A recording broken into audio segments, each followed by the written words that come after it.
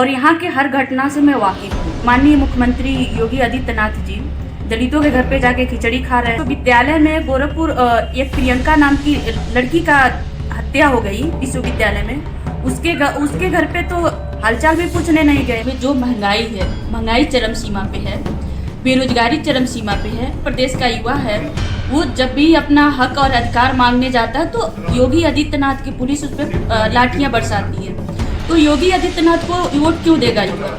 2022 में विधानसभा गोरखपुर से योगी आदित्यनाथ जी बुरी तरह से हारेंगे और उनको मठ में जाना पड़ेगा। 5 साल से हिंदू मुस्लिम ही किया है। हिंदू मुस्लिम से किसी को नौकरी नहीं मिली है। मैं महिला हूँ और महिला सुरक्षा को लेकर के जिस तरह से 5 साल में महिलाओं के साथ घटना घटी है, तो पहला मुद्दा तो हमारा महिला सुरक्षा है, दूसरा मुद्दा बेरोजगारी है, उसके बाद महंगाई है। उत्तर प्रदेश का विधानसभा चुनाव को लेकर अब सरगर्मियां तेज हो गई हैं। जैसे जैसे ठंड पड़ रहा है उसी तरीके से इस ठंड के मौसम में चुनाव का जो गर्माहट है वो धीरे धीरे तेज होता जा रहा है। इस वक्त मैं गोरखपुर में हूं और गोरखपुर सदर से भाजपा उत्तर प्रदेश के मुख्यमंत्री योगी आदित्यनाथ को प्रत्याशी घोषित कर रखा है और योगी का ये गृह जनपद है और यहाँ के वो महंत रह चुके हैं। गोरखपुर सदर सीट से वो चुनाव लड़ रहे हैं और वही भीम आर्मी के चीफ चंद्रशेखर आजाद भी ताल ठोक दिए हैं गोरखपुर से चुनाव लड़ने के लिए। ऐसे युवा से मिलाएंगे जो उत्तर प्रदेश के मुख्यमंत्री योगी आदित्यनाथ और चंद्रशेखर के खिलाफ चुनाव लड़ रही हैं और वो युवा हैं। हमारे साथ जो योगी आदित्यनाथ के खिलाफ चुनाव लड़ रही हैं,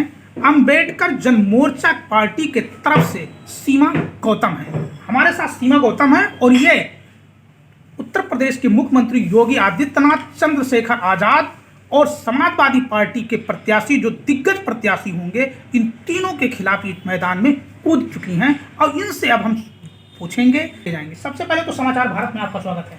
आपका भी स्वागत है सर। किस तरीके से आप जो चुनाव लड़ रहे हैं, उत्तर प्रदेश के मुख्यमंत्री योगी आदित्यनाथ, यहाँ से भीम आर्मी के चीफ चंद्रशेखर आजाद और अभी समाजवादी पार्टी अपनी प्रत्याशी घोषित नहीं किया है, कैसे उनसे आप लड़ेंगे चुनाव? सर, हम लोग ज़मीनी स्तर पे काम करते हैं और पिछले 5 साल से मैं ज़्यादातर महिला मुद्दों पे काम की हूँ और यहाँ के हर घटना से मैं वाकिफ़ हूँ। और अभी आप देख रहे होंगे कि थोड़ा कुछ दिन पहले जो दलितों की बात करने वाले दलितों की बात होती है, तो माननीय मुख्यमंत्री योगी आदित्यनाथ जी दलितों के घर पे जाके खिचड़ी खा रहे हैं, जबकि यही विश्वविद्यालय में गोरखपुर एक प्रियंका नाम की लड़की का हत्या हो गई विश्वविद्यालय में। उसके घर पे तो हालचाल भी पूछने नहीं गए। बहुत से ऐसे घटनाएं हैं कि जो यहाँ गोरखपुर में घट रही हैं, लेकिन उसके खिलाफ कोई आवाज़ भी नहीं उठा रहा, कोई जाता है। तो इसलिए मैं यहाँ से प्रत्याशी हुई हूँ, क्योंकि कोई भी आया, चाहे वो सपा हो, बसपा हो या भीम आर्मी हो या बीजेपी हो, कोई भी घटना दुर्घटना पे वो नहीं जाते हैं। उस घटनाओं को लेकर के मेरा संघर्ष है, उस घटनाओं पे मैं काम कर रही हूँ और अंबेडकर जन मोर्चा की तरफ से मैं प्रदेश अध्यक्ष भी हूँ और अंबेडकर जन मोर्चा की तरफ से मैं चुनाव भी लड़ रही हूँ। जनता इसलिए वोट देगी क्योंकि आज के डेट में जो महंगाई है, महंगाई चरम सीमा पे है, बेरोजगारी चरम सीमा पे है और जो भी युवा जो हमारे उत्तर प्रदेश का युवा है, वो जब भी अपना हक और अधिकार मांगने जाता है तो योगी आदित्यनाथ की पुलिस उस पर लाठियां बरसाती है। तो योगी आदित्यनाथ को वोट क्यों देगा युवा? अंबेडकर जन मोर्चा के साथ खड़ा है और 2022 में विधानसभा गोरखपुर से योगी आदित्यनाथ जी बुरी तरह से हारेंगे और उनको मठ में जाना पड़ेगा। कह रही हैं कि बुरी तरीके से हारेंगे, मठ में जाना पड़ेगा। आज ही से शुरू हो गया हिंदू मुसलमान। भाजपा सरकार कह रही है कि हमने राम मंदिर बना दिया, राम मंदिर पे वोट देंगे। उन्होंने बता रहा है कि धारा 370 हटा दिया, हमको धारा 370 हटाने के नाम पर देंगे। क्या कहेंगे, इस पे वोट मिलेगा? इस पे वोट बिल्कुल नहीं मिलेगा, क्योंकि इन्होंने 5 साल से हिंदू मुस्लिम ही किया है। हिंदू मुस्लिम से किसी को नौकरी नहीं मिली है। कभी हिंदुओं को काट खेल करके मुस्लिमों को प्रताड़ित किया, कभी मुस्लिमों का काट खेल करके हिंदुओं को प्रताड़ित किया है। और जो ये घटनाएं लगातार घटती रही हैं, चाहे वो युवा, जो आज का युवा है वो समझ चुका है कि ये हिंदू मुस्लिम से उसके घर पे ना रोजगार मिलने वाला है, ना ही महंगाई खत्म होने वाली है, और ना ही जो प्रताड़ना है, जो इनके पुलिस जगह जगह पे प्रताड़ित कर रही है जो युवाओं को, वो खत्म होने वाली है। तो युवा अब समझ चुका है कि इनको वोट नहीं देने वाली है। यहाँ से चंद्रशेखर आजाद भी आके चुनाव लड़ने का ताल ठोक दिए हैं। योगी आदित्यनाथ अभी सपा अपनी कैंडिडेट नहीं खोला है, पक्का। अम्बेडकर जन मोर्चा से आप हैं, क्या प्राथमिकता रहेगी गोरखपुर सदर विधानसभा को लेकर? देखिए, चंद्रशेखर की क्या है कि चंद्रशेखर को मैं नहीं कहूँगी, क्योंकि चंद्रशेखर अगर वो लड़ते, अगर उनको समाज से वास्तव में प्यार होता तो सबसे पहले उनको हमारा साथ देना चाहिए होता, साथ हमारा देते, क्योंकि हम पहले से हम प्रत्याशित घोषित हो चुके थे। लेकिन उनको तो खेलना नहीं, उनको तो चुनाव लड़ना नहीं है, बस वो तो आ रहे हैं, बस नाम के लिए चुनाव लड़ रहे हैं। और उनका तो बहुत बुरा, यहाँ से जमानत जब्त होने वाली है, क्योंकि यहाँ के लोग उनको नहीं, सीमा गौतम को जानते हैं और अम्बेडकर जन मोर्चा को जानते हैं। यहाँ के कार्य करने के लिए, यहाँ के हर घटना को लेकर के अम्बेडकर जन मोर्चा खड़ा रहता है। तो चंद्रशेखर का यहाँ पे कुछ नहीं होने वाला है। ये आप कह रही हैं चंद्रशेखर का कुछ नहीं होने वाला है, योगी आदित्यनाथ कभी चुनाव हार जाएंगे। यहाँ लगभग 4 लाख वोटर हैं। किस मुद्दे को लेकर आपके क्या मुद्दे रहेगी कि उस मुद्दे पे आपको वोट देंगे? देखिए, सबसे बड़ा मुद्दा तो एक तो मैं महिला हूँ, और महिला सुरक्षा को लेकर के जिस तरह से 5 साल में महिलाओं के साथ घटना घटी है, तो पहला मुद्दा तो हमारा महिला सुरक्षा है। दूसरा मुद्दा बेरोजगारी है, उसके बाद महंगाई है। महंगाई, रोजगार तो किसी को मिल नहीं रहा है, और महंगाई इतनी चरम सीमा पे कर दिया गया है कि मतलब आदमी तरह तरह कर रहा है। शिक्षा छीन लिया गया, जो आज के डेट में जो हमारे गरीब परिवार के लोग जो शिक्षा जो 200-400 रुपया रोज कमाते थे, अपने बच्चों को अच्छे से पढ़ा पाते थे, आज वो एडमिशन तक नहीं करा पा रहे हैं।